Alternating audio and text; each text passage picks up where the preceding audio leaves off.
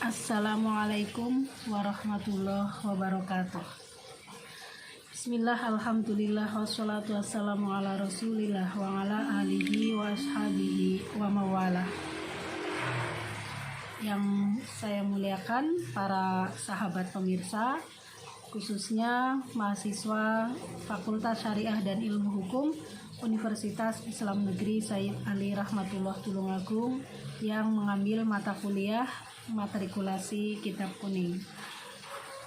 Pada video ini saya akan membaca dan membahas bab tentang khiyar dalam kitab Fathul Qorib.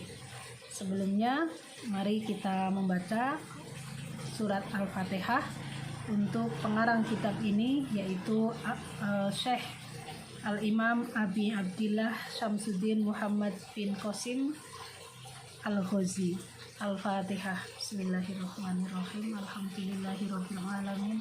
Arrahmanirrahim. Maliki yaumiddin. Iyyaka na'budu wa iyyaka nasta'in.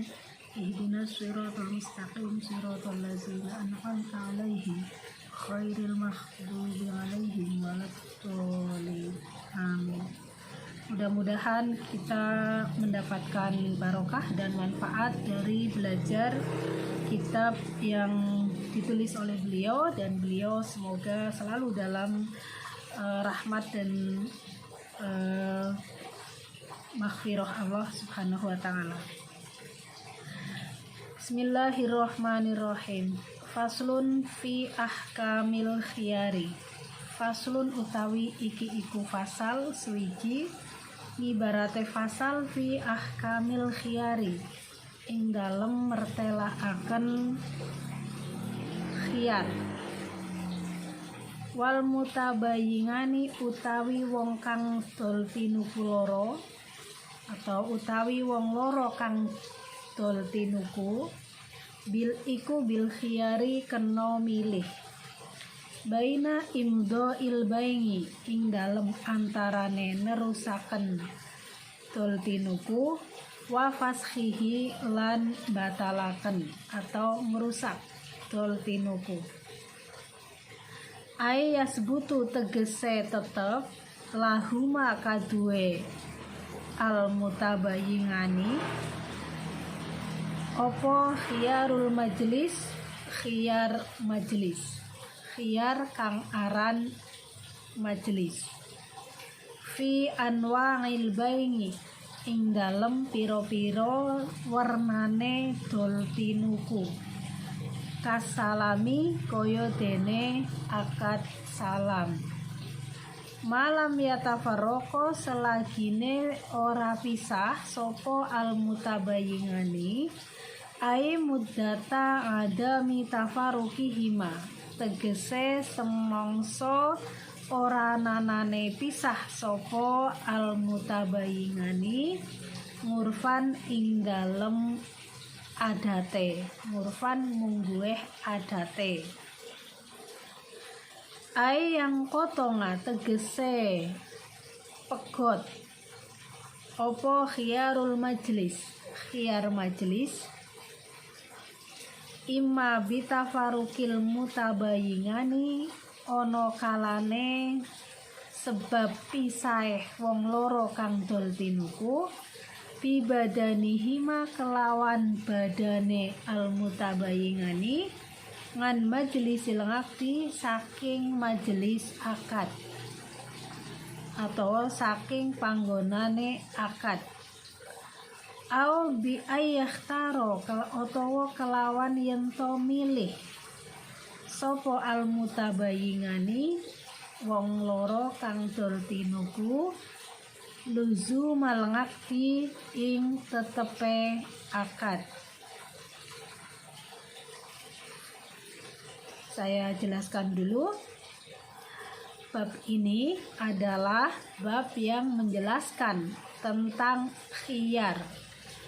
Khiyar artinya memilih, hak pilih. Nah, dalam konteks ini bukan hak pilih pemilu, tetapi hak pilih bagi hak untuk memilih bagi penjual dan pembeli. ketika mereka bertransaksi. Nah, di sini pengarang kitab menjelaskan wal mutabayyingani bil khiyari. Dua orang yang melakukan transaksi jual beli itu boleh memilih. Memilih apa? Baina imdo'il baini, antara meneruskan jual beli wa fashihi atau menggagalkan jual belinya. Maksudnya begini, jika ada seorang penjual dan pembeli dalam kitab ini disebut mutabayyingani, dua orang yang berjual beli. Apabila ada penjual dan pembeli bertemu, di antara mereka ada pembicaraan tentang jual beli, mengarah kepada jual beli. Nah, kedua-duanya ini, penjual maupun pembeli, memiliki hak untuk memilih meneruskan jual belinya atau menghentikannya. Nah, contohnya saya adalah pembeli, datang ke suatu toko. Nah, di toko itu saya mengatakan kepada pemilik toko, ini misalnya seorang ibu-ibu, Bu, saya mau beli buku ini, sama pulpen, sama kemudian pensil. Nah, kemudian ibunya, ya Mbak, ini bukunya harganya 10.000, pensilnya 2.000, pulpennya juga 2.000. Oh iya Bu. Kemudian setelah saya melihat isi dompet saya, ternyata uangnya tinggal 10.000. Lalu saya bilang ke ibu, Bu, maaf saya nggak jadi beli pulpen sama pensilnya, ternyata uang saya tinggal 10.000. Oh iya Mbak, tidak apa-apa. Nah, itu artinya saya sebagai pembeli menggunakan hak saya untuk memilih meneruskan jual beli atau membatalkannya, dan saya membatalkan beli pulpen dan pensil, tapi meneruskan jual beli buku. Nah, itu yang dimaksud dengan baina imdo'il baini wa fashihi, antara meneruskan atau menghentikan jual beli. Ayasbutu lahuma khiyarul majlis, artinya bagi kedua belah pihak ini berlaku yang namanya khiyar majlis. Khiyar itu memilih, majlis itu tempat terjadinya transaksi. Khiyar yang dibatasi oleh majelis, tempat yang mempertemukan mereka. Fi anwa'il bai'i, ing dalam piro-piro jual beli, dan hak khiyar ini berlaku dalam bermacam-macam jual beli. Termasuk dalam hal ini adalah jual beli pesanan atau yang kita kenal dengan pre-order, atau kita kenal dengan jual beli uangnya diserahkan duluan, nanti barangnya datang kemudian. Nah, itu juga bisa berlaku hukum khiyar majelis. Jadi dalam wacana fikih muamalah, khiyar itu ada dua macam, yaitu khiyar majelis dan khiyar aib. Nah, pada video ini saya khusus hanya membahas khiyar majelis. Insya Allah khiyar aib dibahas pada video berikutnya. Nah, apa syarat dari penjual dan pembeli ini bisa memilih meneruskan atau membatalkan? Itu malam yatafarraqo, selagi keduanya belum berpisah atau tidak berpisah. Ai muddata adami tafarruqihima, maksudnya tidak ada perpisahan bagi keduanya, yaitu penjual dan pembeli, secara ukurannya itu menurut lumrahnya atau menurut umumnya. Nah, jadi kalau tadi saya sudah menghitung uangnya ternyata hanya cukup untuk membeli 10.000, berarti saya tidak jadi beli yang pulpen dan pensil. Nah, ini juga bisa berlaku hiar ini selagi mereka belum berpisah, itu kalau sudah dibayar. Misalnya saya sudah membayar 14.000 untuk satu buku, satu pensil dan satu pulpen. Nah, kemudian saya baru ingat ternyata saya masih ada keperluan beli barang yang sangat penting sekali. Misalnya saya mau beli jarum jahit karena baju saya ada yang robek dan butuh dijahit. Nah, maka saya bilang kepada ibunya, Bu, mohon maaf saya tidak jadi beli pulpennya yang tadi itu kan 2.000 ya, Bu. Iya. Ibu di sini ada jarum jahit nggak? Kalau ada, pulpennya saya batalkan, saya ganti jarum jahit. Nah, begitu. Nah, kalau di toko itu ada, terus pulpennya saya kembalikan, saya ganti dengan jarum jahit, itu namanya juga khiar. Saya menggunakan hak saya untuk membatalkan jual beli pulpen tetapi mengganti dengan barang lain, yaitu jarum jahit. Nah, ternyata jika ibu penjualnya mengatakan, maaf Mbak, saya nggak jual jarum, ini khusus toko alat tulis jadi tidak menjual jarum, mungkin bisa ke toko sebelah. Kemudian, ya Bu, terima kasih, saya ambil lagi ya uangnya, saya mau beli jarum di toko sebelah. Ya Mbak, nggak apa-apa, ini uangnya, saya ambil lagi pulpennya. Nah, itu juga namanya khiar, dalam arti saya tidak jadi beli. Karena apa? Nah, tidak jadi beli seperti ini menurut pengarang kitab boleh selagi saya dan penjual itu belum berpisah. Belum berpisah maksudnya saya masih ada di tokonya. Nah, antara saya dengan penjual tadi itu ada di dalam toko. Nah, tempat kami bertransaksi itu namanya majelis. Maka disebut dengan khiyar majelis. Khiyar yang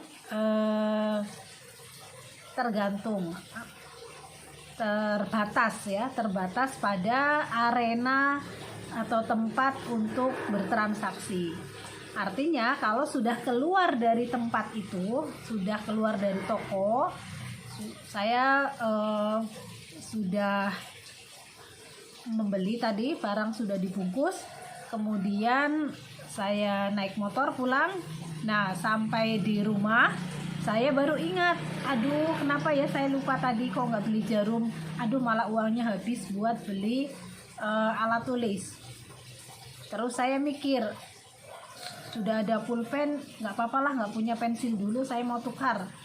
Kemudian saya balik lagi ke tokonya. Saya sudah pulang sampai rumah, saya balik ke tokonya.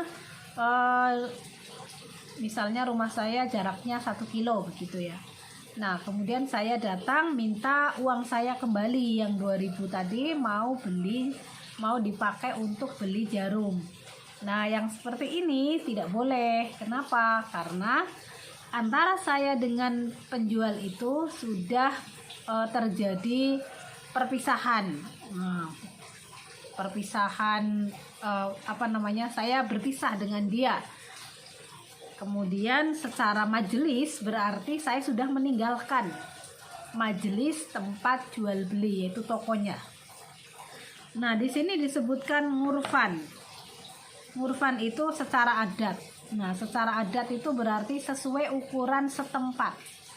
Nah, maka menurut masyarakat setempat, misalnya di desa saya, kalau orang sudah pulang sampai ke rumah itu berarti ya sudah dianggap setuju, tidak bisa lagi dibatalkan. Sudah pulang, sudah dianggap berpisah secara adat, secara ukuran adat.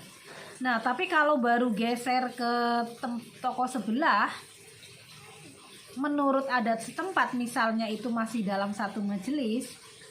Nah, bu maaf, misalnya masih di parkiran ya. Dia balik lagi, saya balik lagi di parkiran, bu maaf sekali, boleh nggak saya kembalikan pensilnya. Saya benar-benar lupa tadi kalau saya mau beli jarum jahit dan uangnya habis. Saya kembalikan ya Bu. Oh iya Mbak, nggak apa-apa. Nah, ibunya ini penjualnya juga tidak keberatan karena beliau tahu bahwa saya belum keluar jauh, baru sampai parkiran, belum juga menyetater motor. Nah, misalnya begitu. Nah, kalau menurut adat setempat, sampai ke parkiran itu belum dianggap berpisah, nah maka khiyar ini masih berlaku. Jadi ukurannya sangat tergantung dengan kebiasaan. Yang kotonga khiyarul majelis, maksudnya khiyar majelis itu terputus, hilang apabila ima bitafarukil mutabayyin, ini bisa karena perpisahan badan antara penjual dan pembeli, ngan majlisil ngabdi, maksudnya mereka berpisah dari tempat jual beli,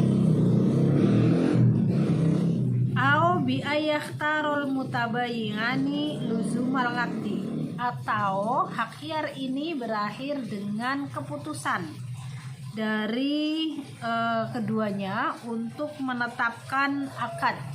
Untuk menetapkan akad maksudnya jadi, Bu, saya beli buku ini. Baik Mbak, harganya 10.000. Ya Bu, ini uangnya. Lalu saya pulang. Nah, sudah selesai urusan. Tidak ada komplain, tidak ada apa-apa. Berarti itu hak khiyarnya sudah terputus. Saya tidak bisa membatalkan lagi. Penjualnya juga tidak bisa menarik. Mbak, ditelepon misalnya. Mbak, tadi yang beli buku di toko saya ya?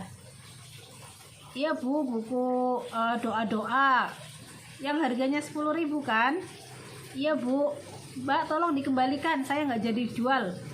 Misalnya penjualnya bilang begitu, padahal tadi ketika di toko dia sudah oke, tidak ada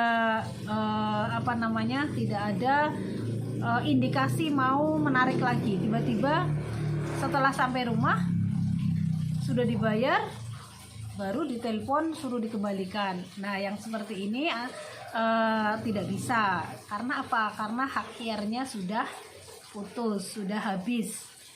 Nah, jadi tidak sembarangan ya kita memilih, sudah bayar tiba-tiba telepon, Bu saya nggak jadi beli, atau sebaliknya penjualnya sudah dibayar, sudah dipakai, misalnya kalian ada 2 orang ya, Dewi sama Putri misalnya. Dewi menawarkan jilbab kepada Putri sudah oke, sudah membayar, harganya 100.000 misalnya, sama Putri sudah dibawa pulang, mau dipakai pergi kondangan, dia sudah pakai ya, tiba-tiba ditelepon, aku nggak jadi jual, aku mau pakai sendiri, ternyata bajuku jilbabku yang warna itu yang senada sama baju yang mau aku pakai nggak ada, kotor, jadi aku mau pakai jilbab yang kamu beli tadi aja, kembalikan ya, nanti uangnya aku kembalikan. Nah, yang seperti ini juga tidak boleh. Kenapa? Karena tadi mereka sudah sepakat bahwa sudah sama-sama menunjukkan kerelaan, sudah suka sama suka jual beli, sudah pulang, artinya sudah berpisah. Nah, kemudian di antara keduanya ini, dengan demikian maka tidak ada lagi hak khiyar. Kemudian saya lanjutkan, au bi ayah taro otowo kelawan milih sopo al mutabayingani wong loro kang dodol tinuku luzu malangakti ing tetepe akad. Falawih taro mongko lamun milih sopo ahaduhuma salah sijine al mutabayingani luzu malangakti ing tetepe akad, walam yahtar lan ora milih sopo al akhoru wong siji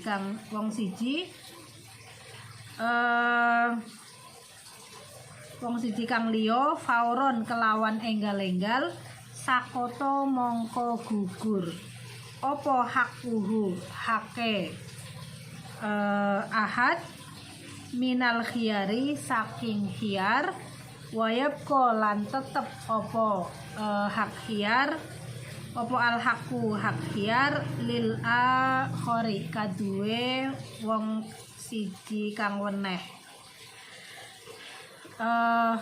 Apabila ada dua orang melakukan transaksi jual beli, yang satu bilang oke, luzumal ngakdi itu sudah oke, beli, pembeli sudah oke. Nah kemudian penjual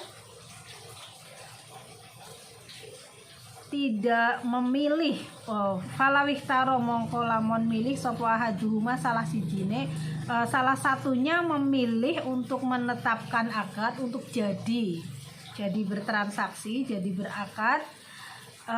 Kemudian walam yahtaro, dan pihak yang satunya itu tidak walam yahtar, dan pihak yang satunya itu tidak memilih dengan cepat-cepat, dengan segera, maka gugurlah hak khiyar bagi yang sudah bilang oke. Jadi begini, Bu, saya beli buku. Nah misalnya, kemudian berarti kan saya itu tidak ada indikasi membatalkan. Nah maka bagi saya, karena saya sudah jelas saya mau beli, kemudian penjualnya itu tidak cepat-cepat mengatakan iya, belum mengatakan iya saya oke, begitu ya, Bu boleh misalnya apa ya, beli kain, Bu ini kainnya dijual ya, iya Mbak, saya beli ya, saya mau yang ini. Terus penjualnya tidak secara segera menjawab iya atau tidaknya, maka bagi pembeli ini dia sudah terikat untuk beli, tapi penjualnya masih punya hak khiyar. Misalnya dia masih mempertimbangkan, dijual nggak ya, kadang-kadang kan begitu, ada orang melihat barang kita tertarik, padahal kita sebenarnya tidak menjual, kita bukan penjual. Ada orang tak bertamu ke rumah kita, melihat tanaman bunga kita, misalnya lihat tertarik dengan anggrek saya ini, oh kok ada anggrek hijau, ada kombinasi ungunya cantik sekali, Mbak saya beli ya, mau deh 200.000 saya beli, misalnya pembelinya bilang begitu. Nah penjualnya masih mikir-mikir, saya sebagai yang punya bunga ini, tuh dijual nggak ya, aduh sayang banget ini, sudah 2 tahun dirawat, masa dijual ya 200.000 dengan 2 tahun, seimbang nggak ya gitu. Nah saya tidak cepat-cepat menjawab karena masih mikir. Nah maka bagi saya itu masih berlaku hak khiyar, saya masih punya kesempatan untuk menjawab iya atau tidak.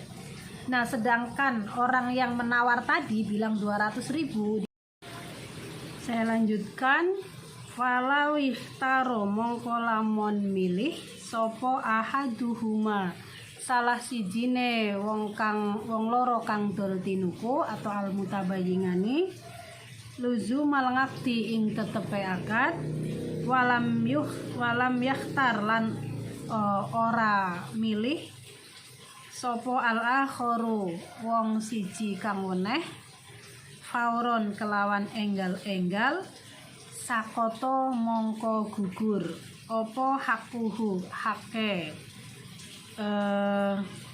ahad minal khiyari saking khiyar wayabqa lan tetep opo al haku hak khiyar lil akhari kaduwe wong siji kang weneh. Maksudnya begini, kalau dua orang yang jual beli ini, yang satu sudah menetapkan akad, maksudnya sudah bulat memutuskan sikapnya, yang satu belum, maka yang sudah memutuskan sikapnya ini terikat, dia tidak punya lagi hak khiyar. Sedangkan yang satu yang belum memutuskan itu masih punya hak khiyar. Nah, contohnya bagaimana? Misalnya saya beri dua contoh. Yang pertama, yang belum menetapkan itu pihak penjualnya. Misalnya ada tamu datang ke rumah kita, lalu menyukai tanaman hias milik kita. Mbak, ini kok anggreknya bagus ya? Misalnya dia lihat anggrek saya ini, bunganya hijau, kombinasi ungu, saya belum pernah lihat loh. Boleh ya saya beli? Kalau boleh saya beli 250.000. Misalnya tamu saya bilang begitu, dia melamar sebagai pembeli anggrek saya. Sedangkan saya bukan penjual anggrek. Saya adalah pemilik anggrek ini, tapi tidak punya niat menjual sebenarnya. Nah, tapi karena ditawar, lalu saya pikir-pikir, duh, jual nggak ya? Jual nggak ya? Saya sudah merawat 2 tahun. Ini ditawar 250.000. Dulu saya belinya 25.000. Sepadan nggak ya keuntungan yang saya dapatkan harga ini dengan perawatan yang sudah saya lakukan, misalnya begitu. Lalu kemudian saya mengatakan, nah, selama saya belum memutuskan iya, maka saya masih punya hak khiyar, jual atau tidak. Nah, misalnya, bentar ya Bu, saya mikir, oke deh, iya Bu. Nah, sebelum saya mengatakan oke, saya masih punya hak khiyar, iya atau tidak. Atau saya bilang, enggak deh Bu, makasih, saya sayang sama anggrek ini, sulit dapatnya, jadi nggak saya jual. Nah, jadi di sini karena saya tidak menjawab dengan cepat, maka saya tadi masih punya hak khiyar. Setelah saya jawab, ya sudah, tidak terjadi transaksi. Nah, begitu juga ketika kita berlaku sebagai pembeli, datang ke toko, kalau pemilik toko sudah pasti dia menjual karena dia memajang barang itu di rak swalayan misalnya. Nah, pasti dia sudah punya niat untuk menjual. Sedangkan kita bisa jadi masih pikir-pikir. Nah, selama kita masih pikir-pikir, beli tidak, misalnya kita ke supermarket bawa keranjang sudah penuh, nah sebelum sampai kasir kita masih punya hak untuk memilih, jadi beli atau kembalikan lagi barangnya ke rak. Itu kita masih punya hak pilih. Walahuma lan iku tetep iku wenang kaduwe wong loro kang dol tinuku, ayil mutabayingani tegese wong loro kang dol tinuku, wakada lan kaya mengkono-mengkono wenang li ahadihima kaduwe salah sijine al mutabayingani idza wafaqo tatkalane cocok tatkalane nyocogi sopo ahad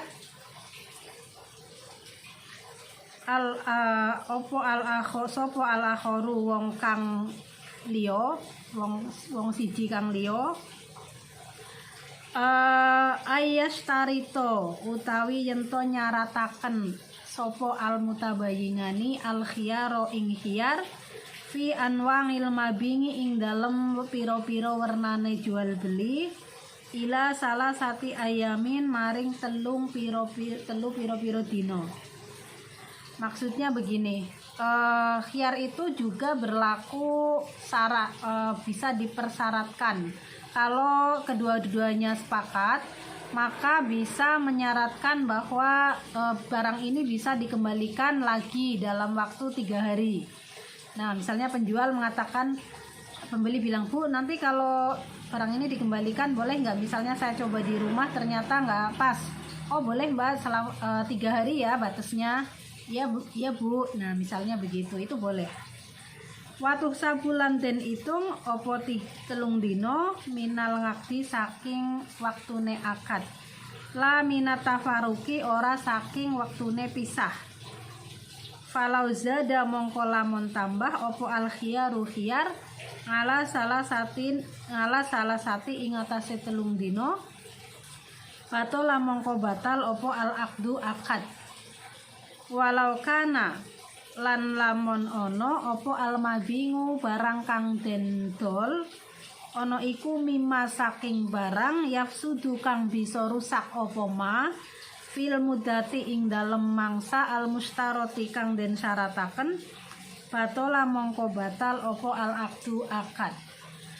Jadi maksudnya begini, kalau penjual dan pembeli sepakat barang ini bisa dikembalikan dalam waktu 3 hari, maka itu boleh mempersyaratkan begitu, dengan catatan barang yang dibawa pulang tadi itu dalam waktu yang diperjanjikan, yaitu 3 hari itu tidak akan rusak. Nah, tapi kalau barang itu adalah barang yang bisa rusak dalam waktu 3 hari sebagaimana diperjanjikan dalam khiyar, maka tidak sah. Khiyarnya tidak sah, bukan jual belinya yang tidak sah, khiyarnya yang tidak sah. Misalnya kita beli kue getuk itu kue basah terbuat dari singkong. Nah, kemudian sama penjualnya, Bu, ini enak nggak? Enak, Mbak. Dicoba boleh nggak? Nggak boleh dong, Mbak. Terus beli dulu baru boleh dicoba. Ya, Bu, saya beli. Nanti kalau saya coba ternyata nggak enak, saya kembalikan ya. Misalnya gedung goreng Sokaraja begitu ya. Nah, ternyata setelah dia bawa pulang kan geduknya udah banyak, salah satunya dicoba. Nah, ternyata menurut dia tidak enak. Sedangkan dia mencobanya kapan? 3 hari kemudian.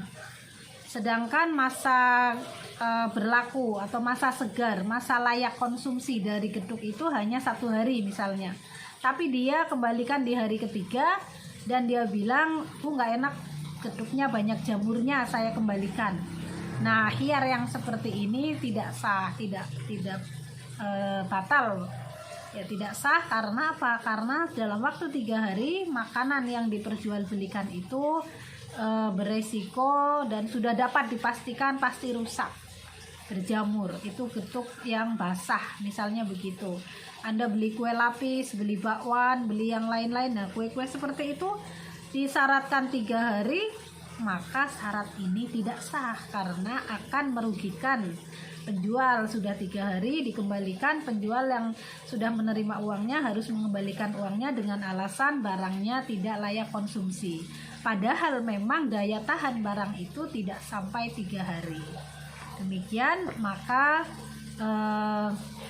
kita sebagai penjual maupun pembeli harus tahu hak khiyar ini batasnya sampai di mana.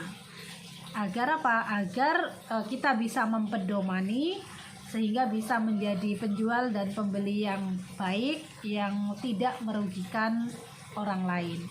Terima kasih. Assalamualaikum warahmatullahi wabarakatuh. Wallahu a'lam bishawab.